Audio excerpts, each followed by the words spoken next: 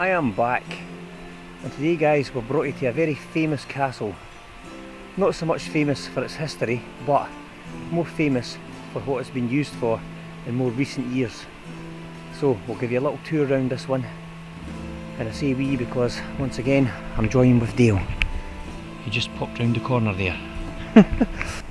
So this is a beautiful old castle and a very early one. Here he is now.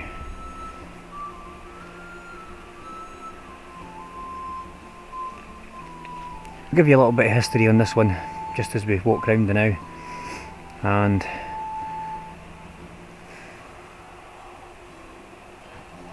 I'll give you a look at anything else that's on offer. Now this seems to be what I'm assuming is a tunnel or possibly an ice house for the castle. It looks kind of blocked off at the end there. I'll take a wee closer look. I need to leave my bag here. Somewhere dryish. Oh. Right, let's have a wee look. Oh, it's tight. It's very tight indeed.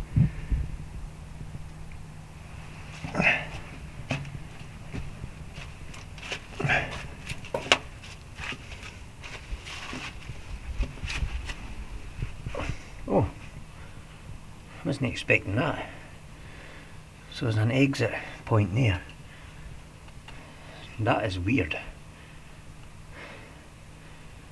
So, just like an L-shaped tunnel. But what could the possible purpose of it be? That's early brickwork. So, I don't really understand why we would need an L-shaped tunnel. It's kind of tight to turn in here as well. Jeez, oh! Ugh. Skip my bloody nose.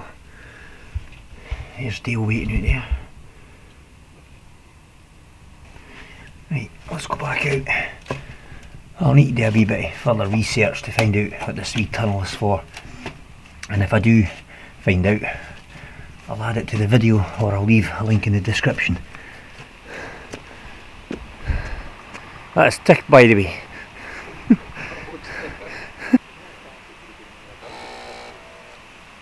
Something like that, maybe a garden feature. Who knows? I'll need to research it.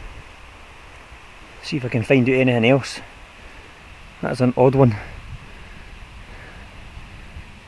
I'm just waiting on you slipping. Sorry. It's very nice here. If you go right down the back of the castle, there's the castle up there, the river opens up and gets very wide and much deeper, and it's always been a very favourite spot of mine to go swimming in the summer months. And you can spend the full day there, take a nice picnic. If you're not driving, a few beers, and just make the most of it. A great place. When I first went swimming there, it was a lot quieter. You barely saw another living soul. But as the years have went on, more and more people know about it, so it's a race to get the best spot. There's a nice wee bit of pebbled stone beach.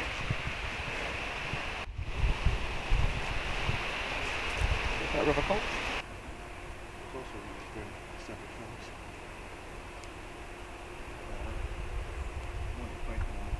A lot of people will be familiar with this castle. It's been used in many movies, such as even the latest one, The Outlaw King. The actor Chris Pine comes here. I'm sure there's a scene in there where he's standing at the well inside the courtyard within the castle walls.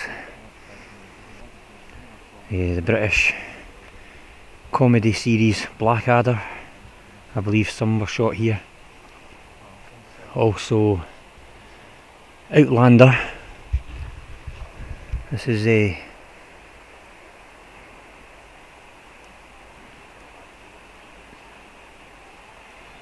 Jamie Fraser visits here in Outlander, and I think one of the earliest on TV that I can remember was the Monty Python's Holy Grail. That was shot here as well, some of it.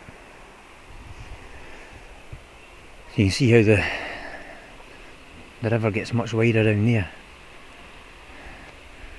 And I know as usual the cam won't do much justice. I wouldn't like to take a tumble down there. The castle walls are fairly high. Nice slipping here, Dale. I didn't want to slip here.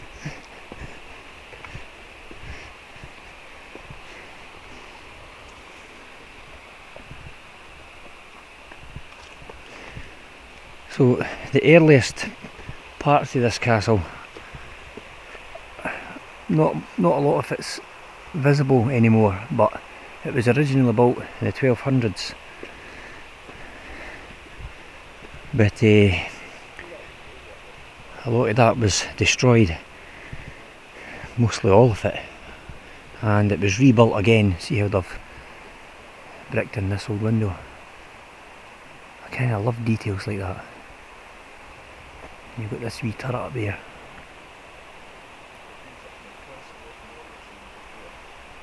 So it was rebuilt in the 14th century after being destroyed in the Scottish Independence Wars previously, and since then it has been home to many lords and nobles over the centuries. Well, apart from the scaffolding, wow.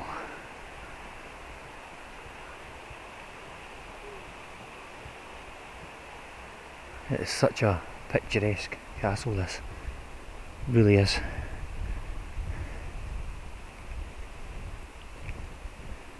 But I guess without the scaffolding, major repairs can't be done, and things would just go back to being ruinous.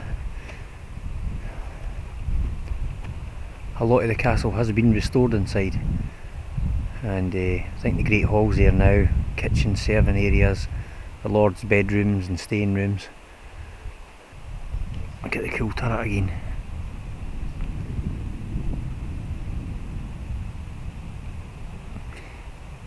And as per usual with castles, mostly always built on high ground so you can see your enemies coming. Here's one just popped up.